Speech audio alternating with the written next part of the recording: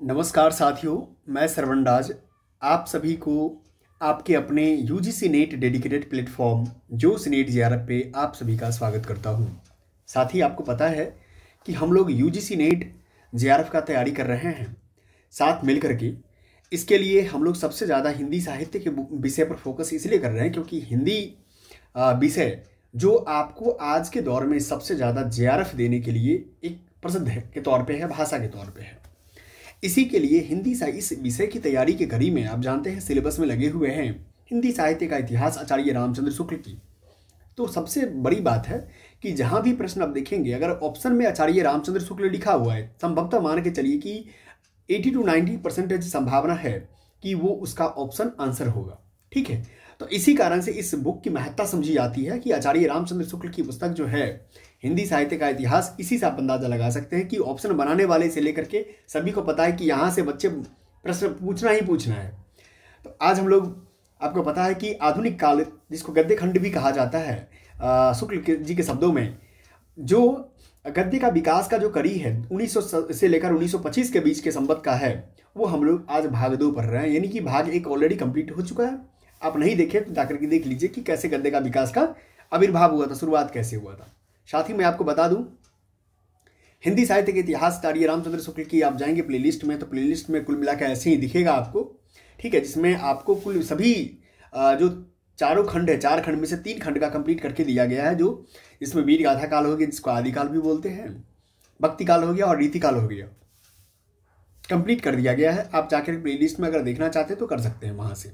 ठीक है, नोट्स बना सकते हैं। साथ ही आप मेरे प्लेलिस्ट और कोर्सेस में जाएंगे तो कोर्सेस में आपको मिलेगा लास्ट 60 डेज जेआर बैच, सबसे ज़्यादा पसंदीदा बैच जिसको कहते हैं। दिसंबर 2025 को ध्यान में रखते हुए ये बैच बनाई गई है, जिसमें आपको 60 दिन के अंदर कैसे कंप्लीट तैयारी पेपर 1 और पेपर 2 की करनी है वो आपको मिल जाएगा। साथ में क्रैश कोर्स भी लाया गया है।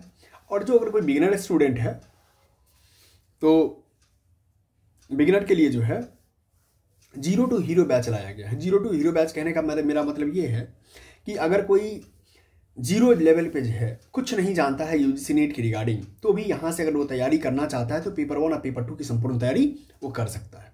साथ में शुक्ल बैच है जहाँ पर हिंदी साहित्य की इतिहास आचार्य रामचंद्र शुक्ल की संपूर्ण निचोड़ इस वाले सेक्शन में मिल जाएगा आपको। यहाँ से आप जाकर के एक्सेस कर सकते हैं।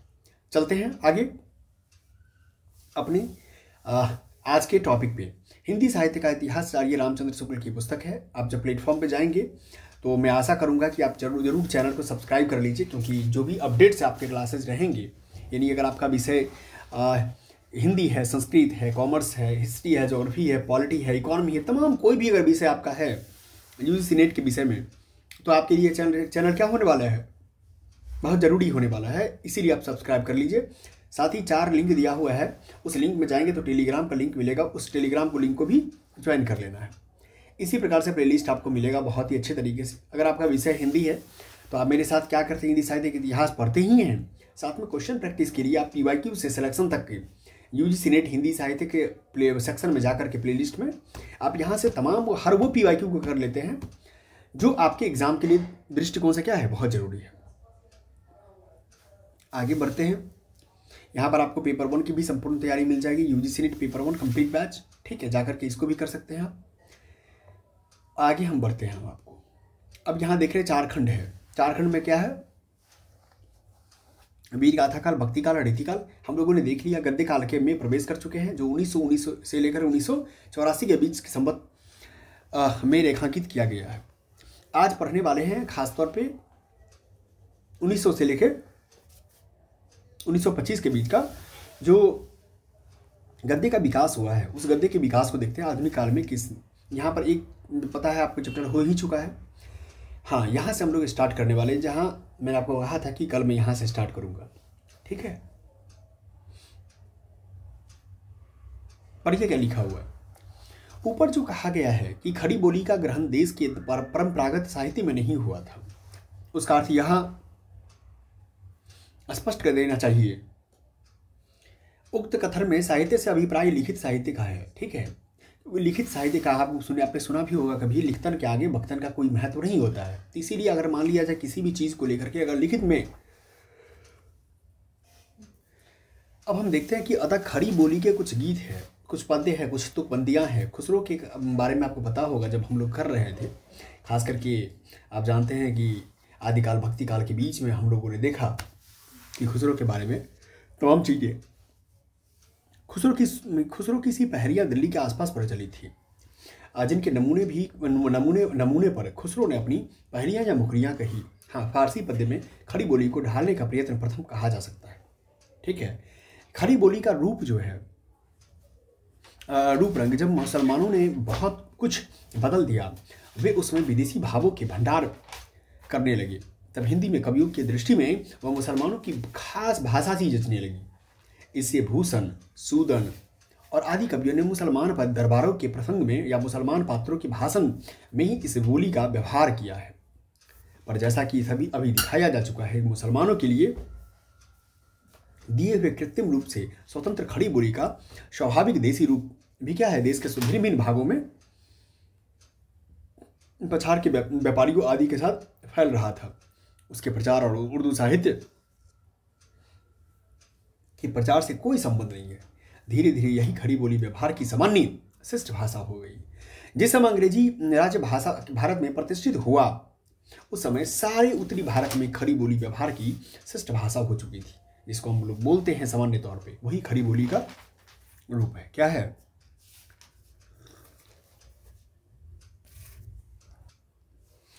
जिस प्रकार उर्दू कहलाने वाले कृत्रिम रूप का व्यवहार मौलवी, मुंशी आदि फारसी तालीम पाए गए कुछ लोग करते थे, उसी प्रकार उसके असली स्वाभाविक रूप का व्यवहार हिंदू साधु, पंडित, महाजन आदि अपने शिष्ट भाषण में करते थे। जो संस्कृत पढ़े लिखे थे या विद्वान होते हुए थे, उनकी बोली में संस्कृत के शब्द भी मिले रहते थे। रीतिकाल के समाप्त होते होते अंग्रेजों का राज्य देश में पूर्ण रूप से प्रतिष्ठित हो गया था। अतः अंग्रेजों के लिए यहाँ की भाषा सीखने का प्रयत्न स्वाभाविक था। परिशिष्ट समाज के लिए उन्हें दो ढंग की भाषाएं चलती मिली, एक तो खड़ी बोली का सामान्य देसी रूप, दूसरा एक दरबारी के रूप में जो मुसलमानों ने उसे दिया और उर्दू कहलाने लगा। ठीक है, अब देखते हैं। अंग्रेज यद्यपि विदेशी थे, उन्हें यह स्पष्ट लक्षित हो गया कि जिसे उर्दू कहते हैं वह न तो देश की स्वाभाविक भाषा है, न उसका साहित्य देश की का साहित्य है। इसमें जनता के भाव और विचार रक्षित हो। इसीलिए जब उन्हें देश की भाषा सीखने की आवश्यकता हुई, वे गद्य की खोज में पड़े। तब दोनों प्रकार की पुस्तकों की आवश्यकता पड़ी, उर्दू की भी और हिंदी की भी। हिंदी मतलब शुद्ध खड़ी बोली की बात हो रही है। पर उस समय गद्य की पुस्तकें वास्तव में न उर्दू में थी न हिंदी में।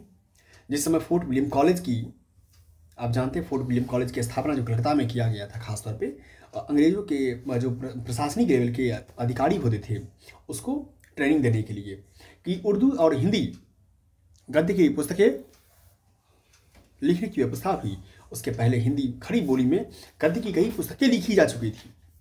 अब कहते हैं कि भाषा युग वशिष्ठ और परिपुराण, इस दोनों पुस्तक का नाम याद रखिए, का उल्लेख हो चुका है। उसके उपरांत जब अंग्रेजों की ओर से पुस्तकें लिखाने की व्यवस्था हुई, तो 1 वर्ष पहले ही मुंशी सदासुख की ज्ञान उपदेश वाली पुस्तक और इंसा की रानी केतकी की कहानी, इंसा लिखा है ना, इंसा की रानी केतकी की कहानी और जो मुंशी सदासुख है उसके ज्ञान उपदेश वाली पुस्तक लिखी जा चुकी थी। अतः यह कहना कि अंग्रेजी की प्रेरणा से ही हिंदी खड़ी बोली गद्य का प्रादुर्भाव हुआ, ठीक नहीं है, कदापि नहीं। जिस समय दिल्ली के उजड़ने के कारण उधर के हिंदू व्यापारी तथा अन्य वर्ग के लोग भी जीविका के लिए देश के विभिन्न भागों में फैल गए, खड़ी बोली उसके स्वाभाविक देसी रूप में शिष्टों की बोलचाल की भाषा हो गई। उसी समय से लोगों की ध्यान उसमें गद्य के लिखने की ओर गया। तब तक हिंदी और उर्दू दोनों का साहित्य पदमय हो ही था। हिंदी कविता में परंपरागत काव्य भाषा ब्रज भाषा का व्यवहार चला आता था। हिंदू कविता में ही खड़ी बोली की कि अरबी फारसी मिश्रित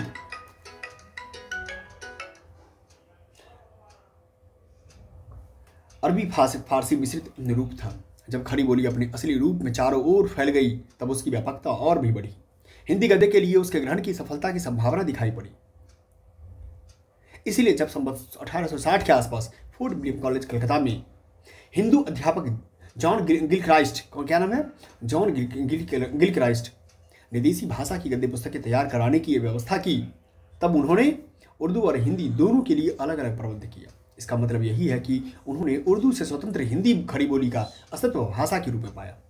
फोर्ट विलियम कॉलेज आश्रय में लल्लू लाल गुजराती जो है लल्लू लाल जी गुजराती ने खड़ी बोली के गद्य में प्रेम सागर और सदल मिश्र ने नसीक के दुख्यान लिखा। ठीक है, सभी का नाम लिख लेना। अतः खड़ी बोली गद्य को एक साथ आगे बढ़ाने वाले 4 महानुभाव हैं।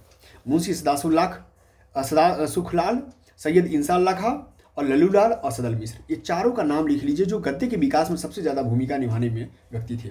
ठीक है, आप इंसाल्लाह खां का नाम याद ही रहेगा, रानी केतकी की कहानी। ठीक है, अब हम आगे चलते हैं। ये चारों लेखक संवत 1860 के आसपास हुए थे। अब हम चलते हैं, एक एक के बारे में पढ़ते हैं कि क्या है इनका। मुंशी सदासुख लाल, जिसको नियाज भी कहते हैं, दिल्ली के रहने वाले थे। इनका जन्म 1803 में, मृत्यु 1881 में हुई। संवत 1850 के लगभग ये कंपनी की अधीनता में चुनार यानी जिला मिर्जापुर में एक अच्छे पद पर थे। इन्होंने उर्दू और फारसी में बहुत सी किताबें लिखी है, काफ़ी शायरी की है। अपनी मुतावारीख में अपने संबंध में इन्होंने जो कुछ लिखा है उसे पता चलता है कि 65 वर्ष की अवस्था में ये नौकरी छोड़कर प्रयाग चले गए। अपनी शेष आयु वहीं हरिभजन में बिताई। उक्त पुस्तक संवत 1875 में समाप्त हुई, जिसके 6 वर्ष उपरांत इनका परलोकवास हो गया। मुंशी जी ने विष्णु पुराण से कोई उपदेशात्मक प्रसंग लेकर एक पुस्तक लिखी थी, वह पूरी नहीं मिली है। कुछ दूर तक सफाई के साथ चलने वाला गद्य जैसा भाषा युग वशिष्ठ, क्या नाम था, भाषा युग वशिष्ठ का था, वैसा ही मुंशी जी की पुस्तक में दिखाई पड़ा। उसका थोड़ा सा अंश नीचे उद्धृत किया जाता है, आपके सामने पढ़ के देखिए कि खड़ी बोली कैसा था। इसे जाना गया है कि संस्कार का भी प्रमाण नहीं, आरोपित उपाधि है। जो क्रिया उत्तम हुई तो 100 वर्ष में चांडाल से ब्राह्मण हुए, और क्रिया भ्रष्ट हुई तो वह तुरंत ही ब्राह्मण से चंडाल होता है। यद्यपि ऐसे विचार से हमें लोग नास्तिक कहेंगे, हमें इस बात का डर नहीं। जो बात सत्य हो उसे कहना चाहिए। कोई बुरा माने कि भला माने, विद्या इसी हेतु पढ़ते हैं कि तात्पर्य इसका सतोवृत्ति है वह प्राप्त हो, उसे निज स्वरूप में लय हुजिए। इस हेतु नहीं पढ़ते हैं कि चतुराई की बातें का के लोगों को भड़काएं और फुसलाएं और सत्य छिपाएं। व्यभिचार कीजिए, सुरापान कीजिए, धान द्रव्य एक ठौर कीजिए और मन को कि तमु वृत्ति पर से भर रहा है निर्मल न कीजिए। तोता है सो नारायण का नाम लेता है। जो देखिए तोता यानी सुगा के बारे में भी कहा जाता है कि वो भी नारायण का नाम लेता है, नर नारायण का, परंतु उसे ज्ञान तो नहीं है। ठीक है, मुंशी जी ने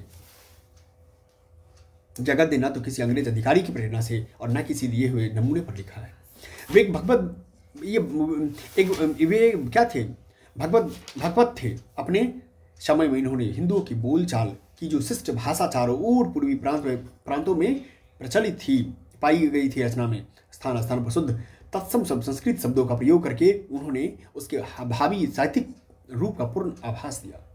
यद्यपि वे खास दिल्ली के रहने वाले अहलेजवान थे, पर उन्होंने अपनी हिंदी गद्य में कथावाचकों, पंडितों और साधु संतों के बीच दूर दूर तक प्रचलित खड़ी बोली का रूप रखा, जिसमें संस्कृत शब्दों का पुट भी बराबर रहता था।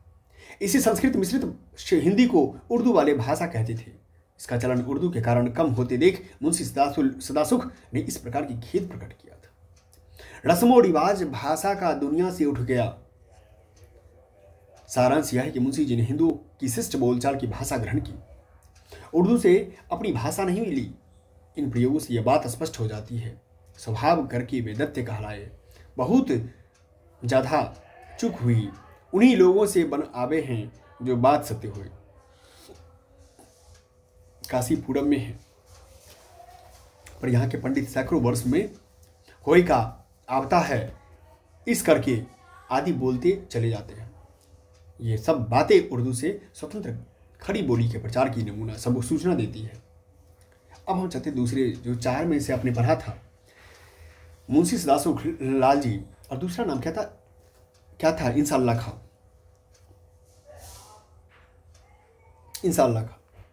इंसाल्लाह खां जो रानी केतकी की कहानी लिखते हैं, ये उर्दू के बहुत प्रसिद्ध शायर थे जो दिल्ली के गुजरने पर लखनऊ चले गए थे। इनके पिता मीर माशाअल्लाह खां कश्मीर से दिल्ली आए थे। वे शाही हकीम हो गए थे। मुगल सम्राट की अवस्था बहुत गिर जाने पर हकीम साहब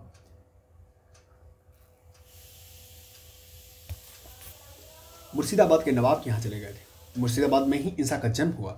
जब बंगाल के नवाब सिराजुद्दौला मारे गए, बंगाल में अधीर मचा।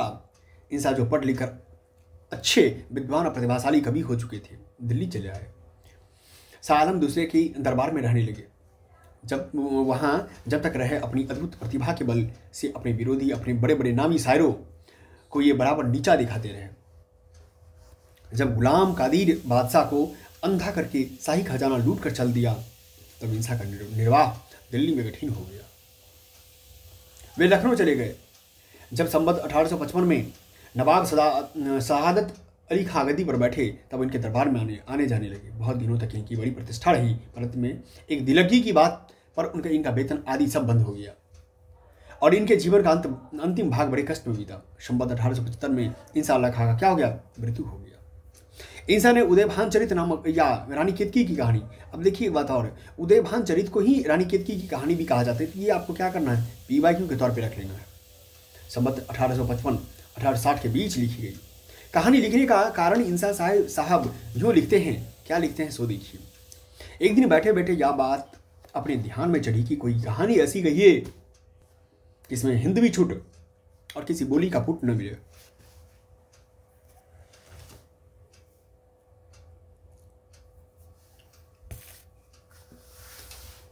जब तक कि मेरा फूल की गली के रूप में लिखे खेले, बाहर की बोली और गवारी कुछ उसके बीच ना हो। अपने मिलने वालों से में से एक कोई बड़े पढ़े लिखे पुराने धुराने ढांग बूढ़े घाघ या खटराग लाए और कहने लगे यह बात होते दिखाई नहीं देती। हिंदवीपन भी ना निकले और भाखापन भी ना हो। बस जैसे भले लोग अच्छों से अच्छे आपस में बोलते चलते हैं, ज्यों का त्यों वहीं सब डॉल रहे और छां किसी की भी ना हो, या नहीं होने का। इससे स्पष्ट है कि इंसा का उद्देश्य ठेठ हिंदी लिखने का था, जिसमें हिंदी को छोड़कर किसी बोली का पुट न रहे।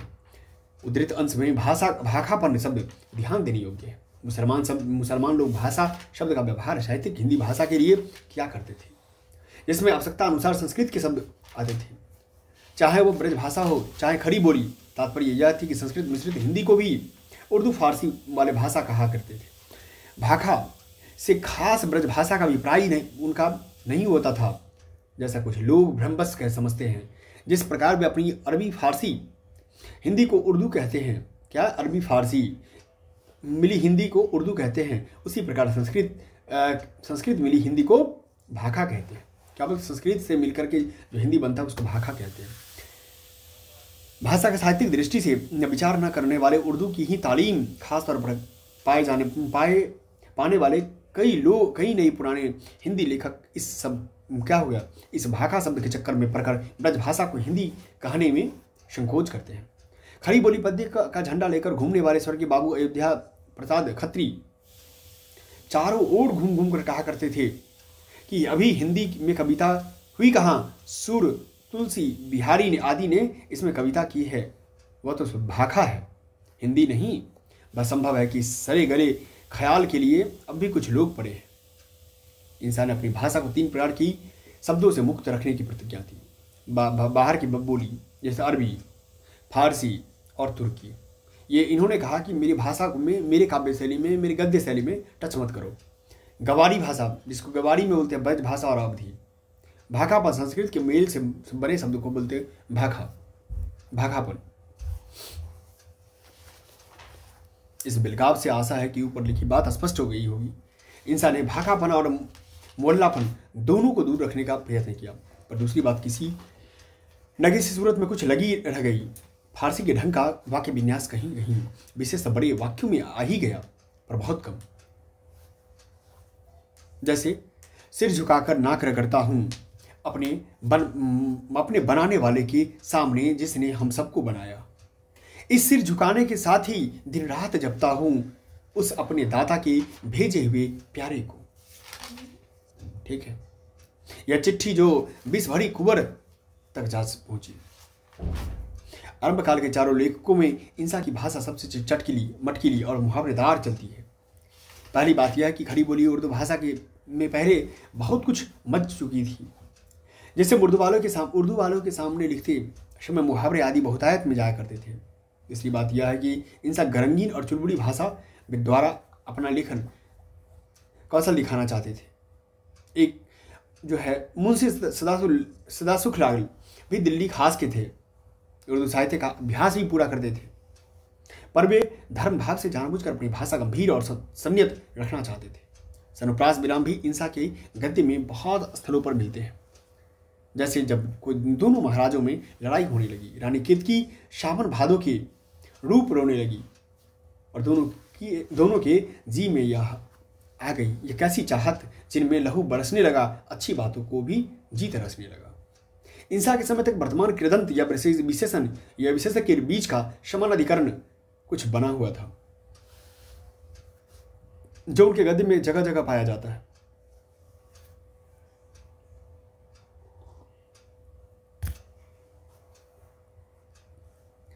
आतियां जातियां जो सांसें हैं, उसके बिना ध्यान यह सब फांसे हैं। घर वालियां जो किसी डॉल से बहलातियां हैं। इन विचित्रताओं के होते हुए भी इंसान ने जगह जगह बड़ी प्यारी घरेलू ठेठ भाषा का व्यवहार किया है और वर्णन भी सरथा भारतीय रखे हैं। इनकी चलती चटपटी भाषा का नमूना देखिए किस बात का है। इस बात पर पानी डाल दो, नहीं तो पछताओगी और अपना किया पाओगी। मुझसे कुछ ना हो सकेगा, तुम्हारी जो कुछ अच्छी बात होती तो मेरे मुंह से जीते जी ना निकलती, पर यह बात मेरे पेट नहीं पच सकती। क्या मेरे पेट नहीं पच सकती? तुम अभी अल्हड़ हो। क्या हो? तुम अभी अल्हड़ हो, तुमने अभी कुछ नहीं देखा। जो ऐसी बात पर सचमुच ढलाव देखोगी तो तुम्हारे बाप से कहकर वह भभूत को, जो वह मरुआ निगोरा भूत मुछंदर का पूत अद्भुत अवधूत दे गया है, हाथ मुरवाकर छिनवा लूंगी। ये कौन कहते हैं? ये कहते हैं इंसा अल्लाह खां। ठीक है, इंसा अल्लाह खां, जिनके बारे में फेमस कौन है? रानी केतकी की कहानी है। अब हम चलते हैं लल्लू लाल जी के पास। लल्लू लाल जी आगरे के रहने वाले गुजराती ब्राह्मण थे। इनका जन्म संवत 1820 में और मृत्यु संवत 1882 में हो गया है। संस्कृत के विशेष जानकार तो ये नहीं जान पड़ते,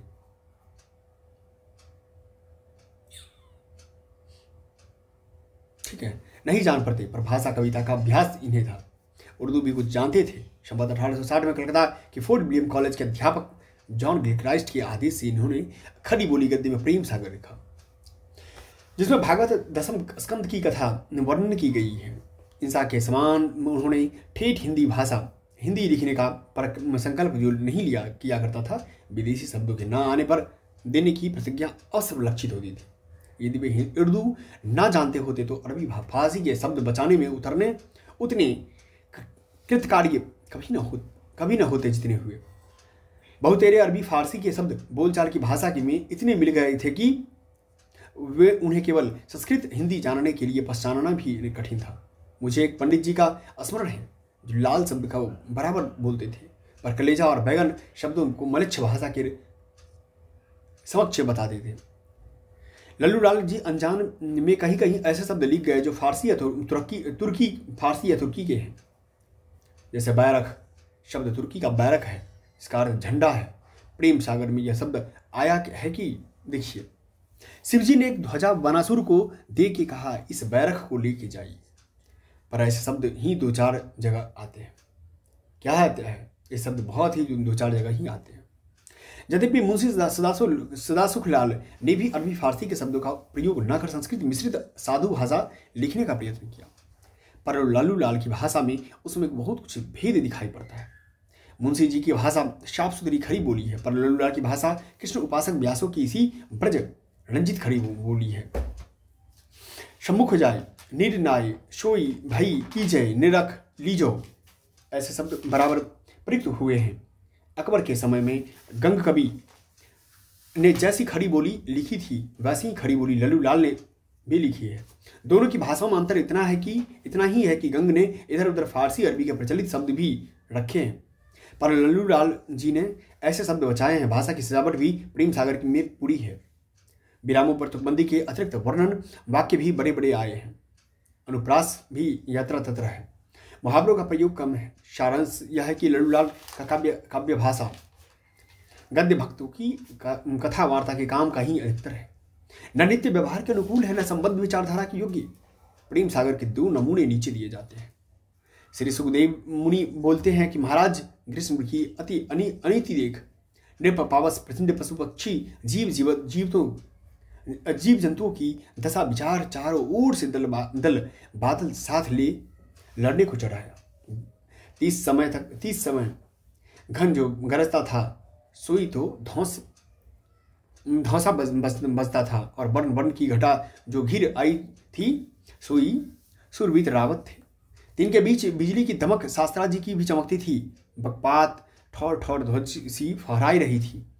दादुर मोड़ करखैतों की सी भांति यश बनाखते बखानते थे, और बड़ी बूंदों की बड़ी मानो किसी झरी लगी होती थी। ठीक है, इतना कहा महादेव जी गिरजा के साथ ले गंगा तीर पर जाए। नीर में नहाए अति लाड़ प्यार से लगे। पार्वती जी को वस्त्र आभूषण पहिराने निदान अति आनंद में मग्न हो डमरू बजाए तांडव नाच संगीत शास्त्र की रीति से गाए लगे रिझाने। ठीक है, तो आप जब देखेंगे कुल मिलाकर का आप देखिएगा कि इस तरह की बातें की जाती है। अब कहते हैं कि जिस काल उषा 12 वर्ष की हुई थी, तो उसके मुख चंद्र की ज्योति देख पूर्णमासी का चंद्रमा छबिछीन हुआ। बालों की श्यामलता के आगे अमावस्या की अंधेरी फीकी लगने लगी। आहा, क्या बात है। अब देखिए यहाँ कल्पना किससे किया जा रहा है, बाल से किया। बालों की श्यामलता को कल्पना किया जा, अमावस्या का अंधेरी रात भी फीकी पड़ गई है बाल के सामने। कभी सोच के देखो कि आपने अपने प्रेमिका को क्या ये अलंकार कही है। उनके मुख की ज्योति की आपको तुलना करना है किससे? पूर्णमासी की चंद्रमा से। मतलब पूर्णमासी की चंद्रमा भी आपके प्रेमिका के, आपके नायिका के मुख के सामने क्या है? छवि छीन हो चुकी है। आपके प्रेमिका की, आपकी नायिका की जो बालों की श्यामलता है, वो अमावस्या की अंधेरी रात में फीकी पड़ गई है। ठीक है, उसकी चोटी सटकाई लख नागिन, उसकी चोटी जो है, मतलब कि जो बालों की चोटी है, वो लख नागिन अपनी केचुली छोड़ सटक गई है। भाव की जो के बारे में कहावत है, भाव की बाकई रख धनुष धक धारने लगा है। देखिए धनुष की बात होता है ना भाव, उसी प्रकार कहते हैं। आंखों की बराई चचलाई पेख मृग मीन खंजन खिसियाई रहे। देखिए ये सब रख लीजिए, आपको काम आएगा भविष्य में सभी को, आप लोग को। लल्लू लाल ने उर्दू, खड़ी बोली, हिंदी और ब्रज भाषा तीनों में गद्य की पुस्तकें लिखी। ये संस्कृत नहीं जानते थे। ब्रज भाषा में लिखी हुई कवि कथाओं और कहानियों को उर्दू और हिंदी गद्य में लिखने के लिए इसने कहा गया था। इसके अनुसार इन्होंने सिंहासन बतीसी, बैताल पचीसी, शकुंतला नाटक, माधवनल, प्रेम सागर लिखे थे। प्रेम सागर के पहले की चारों पुस्तकें बिल्कुल उर्दू में है। इनके अतिरिक्त 1869 में इन्होंने राजनीति नाम से एक हितोपदेश की कहानियां लिखी, ब्रज भाषा में गद्य में लिखी गई थी। माधव विलास और शभा विलास नाम से ब्रजभाषा पद्य की संग्रह ग्रंथ भी इन्होंने प्रकाशित किए। इनकी लाल चंद्रिका नाम की बिहारी सत्संग की टीका भी लिखी हुई।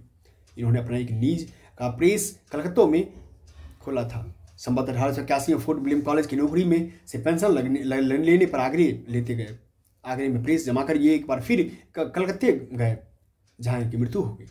अपने प्रेस का नाम इन्होंने संस्कृत प्रेस रखा था, इसमें अपनी पुस्तकों की अतिरिक्त ये रामायण आदि पुरानी पोथियों भी छापा करते थे। इनकी प्रेस की छपी पुस्तकों की लोग बहुत आदर करते थे। कुल मिला के आपने ये गौर किया होगा कि हम लोगों ने लल्लू लाल के बाद भी हम लोगों ने बहुत कुछ चीज़ों को पढ़ लिया। ठीक है, आज हम पढ़ने वाले हैं सदल मिश्र के बारे में। ठीक है, कब पढ़ेंगे? नेक्स्ट जब क्लास हम लोग लेने वाले हैं तो सदल मिश्र के बारे में पढ़ेंगे। आप लोग बने हुए हैं, बहुत बहुत धन्यवाद। तैयारी करते रहना है, क्योंकि रामचंद्र हिंदी साहित्य का इतिहास जो रामचंद्र शुक्ल की पुस्तक है बहुत ही महत्वपूर्ण है। साथ में पेपर 1 की भी तैयारी आप कर ही रहे हैं, PYQ चल ही रहा है आपका। अगर कोई अन्य विषय चाहिए तो आप वीडियो कमेंट कर सकते हैं। बहुत बहुत धन्यवाद आपका।